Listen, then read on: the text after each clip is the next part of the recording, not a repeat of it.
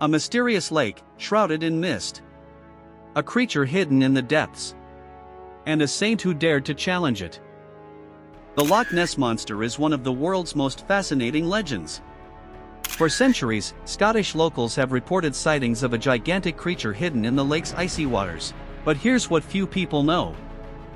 The first mention of this monster didn't come from the modern era, nor from the controversial photographs of the 20th century.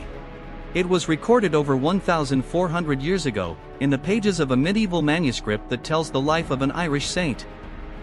In 565 AD, a monk named Saint Columba witnessed something extraordinary in the waters of the River Ness, an encounter that would shape one of humanity's most enduring legends.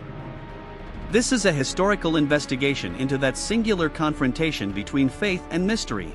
Was this the first real encounter with the Loch Ness Monster? Or was this story created to convert pagan peoples to Christianity? Welcome, noble Templar travelers. Let's uncover the truth behind the legend.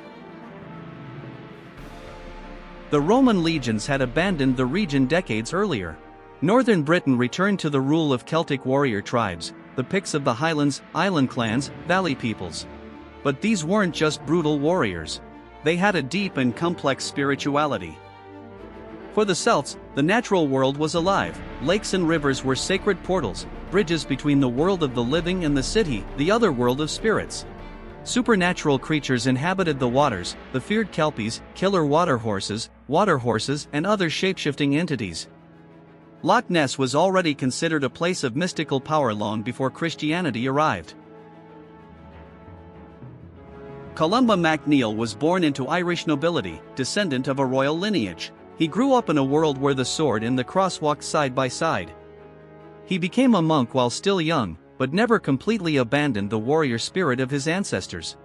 And then came the event that would change everything. In 561 AD, Columba made an unauthorized copy of a sacred psalter.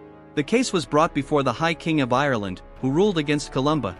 To every cow belongs its calf, to every book belongs its copy. Columba refused to accept the decision. The conflict escalated until it resulted in the Battle of Culdrain, where over 3,000 men lost their lives. Although Columba emerged victorious, the weight of the deaths caused by his stubbornness tormented him deeply. As self-imposed punishment, the monk made a solemn vow: he would leave Ireland and not return until he had converted as many souls to Christianity as lives had been lost in battle. In 563 AD, at age 42, Columba embarked toward the unknown. His destination? Pagan Scotland. Columba established himself on the small island of Iona and began his evangelizing mission. But converting the Picts would be much more difficult than evangelizing in Ireland. The Picts firmly maintained their pagan traditions. Their druidic beliefs were deeply rooted. Conversion would require more than sermons, it would require unequivocal demonstrations of the new faith's power. 565 AD, the ambitious journey. Columba decided to travel to Inverness to meet with Brede, king of the northern Picts.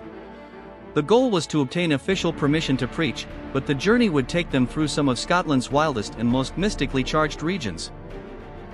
And it was during this journey that everything changed. Columba and his companions reached the banks of the River Ness, the waterway that connects the mysterious Loch Ness to the sea. What they found there would change not only their lives, but the perception of those waters for all posterity. The scene awaiting the monks on the banks of the River Ness was terrifying. A group of local inhabitants was agitated in an obvious state of shock and terror.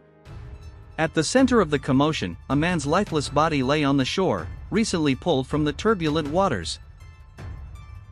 The locals told a story that chilled the traveler's blood. The man had tried to swim across the river. Something emerged from the depths, a creature of monstrous proportions. The beast attacked him ferociously, dragging him to the depths before releasing his mutilated body. Witnesses described a large creature with serpentine movements. The local Picts explained that this region was known for its danger. For generations, their families had avoided certain parts of the river. Supernatural creatures, they said, guarded those waters and severely punished anyone who dared profane them. To the Irish monks, the story didn't sound completely fantastic. They knew their own legends of aquatic beings. But Columba saw something much greater in that moment. He saw an opportunity to demonstrate the power of his faith before a pagan audience. And then he made a decision that would define his mission in Scotland. Columba observed the scene with the calm of a man accustomed to extreme situations. The Picts watched expectantly, some with curiosity, others with barely disguised skepticism. Here was a foreign preacher faced with a manifestation of the supernatural power they knew and feared. And then Columba did the unthinkable. Addressing one of his companions, a young man named Loch Ness Monster, he ordered with a firm voice, "Cross the river and bring the boat that's on the opposite shore." The silence that followed was absolute. The Picts looked at each other, incredulous. None of them would dare challenge the creature that had just claimed a life. Loch Ness, for his part, didn't hesitate. His confidence in his spiritual leader overcame any fear. The young monk advanced along the shore, and plunged into the icy waters of the River Ness. And then the water began to churn. Immediately, the water's surface began to churn unnaturally. Concentric waves formed in the center of the river, as if something large was moving rapidly toward the swimmer. What happened next was recorded with almost journalistic precision by Adamnan of Iona, 9th abbot of Iona and biographer of Saint Columba. His account was based on direct testimonies from the monks present. A monstrous creature emerged from the depths of the river. It let out a roar that echoed through the surrounding mountains. The beast advanced toward Loch Ness with terrifying speed. The Picts screamed in terror, certain they would witness a second death that day. The creature was just meters away from reaching the monk. That's when Saint Columba acted. When the creature was just meters from devouring Loch Ness, Columba raised his right hand and, making the sign of the cross, shouted with a voice that overpowered even the beast's roar, "Go no further! Turn back immediately!"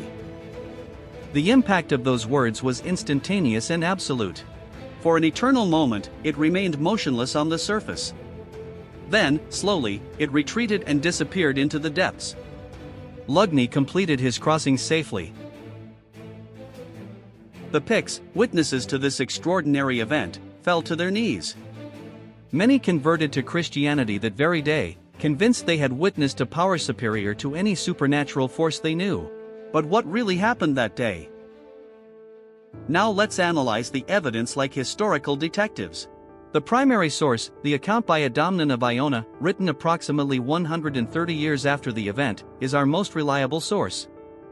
But there's an important detail: as a hagiographic work, the text had specific objectives: to glorify Columba and demonstrate the power of Christian faith.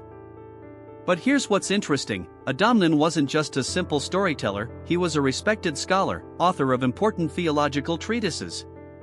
His Vita Columbae was considered one of the best documented medieval biographies. The account was based on records from the monastery of Iona and testimonies from people who knew Columba. Curious details in the description: it doesn't describe a lake monster, but specifically a river creature. There are no clearly fantastic elements, no mention of multiple heads or fire-breathing powers. The creature is described soberly: large, aquatic, dangerous, fast-moving. So what really happened? There are three main possibilities. Theory 1: real animal. Large sturgeon, giant fish can be mistaken for mythical creatures. Lost seal that swam up the river from the sea. Bear crossing the water, movements can appear serpentine from a distance. Theory 2: evangelizing strategy. The event was dramatized to impress the pagan Picts. Story created to demonstrate Christian faith's superiority.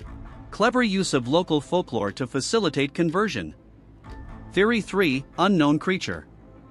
Some truly unusual type of animal inhabited those waters. Not necessarily supernatural, but rare enough to generate legends. Would explain the legend's persistence for over 1,400 years. Which theory makes the most sense? The answer might surprise you. Regardless of what Columba actually encountered, the impact was extraordinary. The story spread rapidly among the Pictish tribes. It served as a powerful evangelization tool. The monastery of Iona became one of medieval Europe's most important centers of learning. Columba fulfilled his mission. He converted kings and nobles for 3 decades. He established a network of Christian communities that would survive for centuries. When he died in 597 AD, he had fulfilled his vow of penance. But the creature's story didn't die with him. It became incorporated into local folklore, mixing with pre-existing Celtic legends. Throughout the Middle Ages, sporadic reports continued to emerge. Adamnan's manuscript was copied throughout Europe. When interest resurged in the 20th century, researchers returned to this original source. The first official record of the legend had been born. Saint Columba's story offers us fascinating insights into the nature of legend, faith, and human perception. In an era dominated by scientific explanations, it's tempting to dismiss the account as medieval superstition. But deeper analysis reveals layers of meaning that transcend the question of a monster's literal existence. What does this story really represent? The clash between two cosmologies, the Celtic worldview, where the world is inhabited by supernatural forces, and the Christian one, where divine supremacy reigns over all forces. In an increasingly mapped and explained world, the power of legends tends to capture deep truths about the human condition. Loch Ness, with its dark waters and unexplored depths, remains one of the last refuges of the truly unknown. And perhaps that's more important than any scientific explanation. So what do you think? Did Saint Columba really face the Loch Ness Monster, or was this the first great religious marketing story in history? Does the monster exist, or has it always just been a reflection of our deepest fears and desires? Whatever the truth about what Columba saw that day in 565 AD, perhaps the real enigma lies not in the dark waters of Loch Ness, but in the unfathomable shadows of the human soul. What do you believe? Leave your theory in the comments and share this historical investigation with anyone who loves mysteries and legends. And if you want to uncover more hidden secrets of history, don't forget to subscribe to the channel. See you on the next journey. Bye.